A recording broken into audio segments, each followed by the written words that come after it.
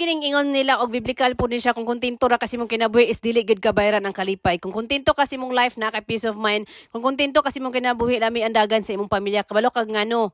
Chill imong life, dili kay stress, dili ka magukod sa angay, dili gukdon. Kay makumpara nako akong life sa una sa lanaw, may grabe among andito ka ng pangningkamot. Left and right, back and kuan pa na siya dai. Grabe ang paningkamot sa mga nakailan ako, kabalo jud na sila unsa grabe akong papaningkamot no. So mao to nga resulta wala mi na ang resulta sa among pagpaningkamot grabe ka stress. Dayon among anak din na matiman ako stress kay ko gamay bikil mabunalan ako kung anak gamay bikil masinghagan ako ang kumbana so mao na ang mga nahitabo sa kuha day siguro tuod sa mga negosyante diya mao gid siguro ni kasagara tungod kay stress lagi ta so karon day nga nanami diri sa Bonifacio na realize na ko nga mas lami man day kay ang kinabuhi nga inaani lang bitaw nga simple life chill lang pero kaysa una dito sa iyo pagkaayos kadlawon nanay manawag tuod na ang kwarta ang resulta gyud pag dili ka kontento lahi gid imong paingnan so sa una man gyud bisan na sweldo akong bana sakto nagsweldo mangita pag gyud og ganap itong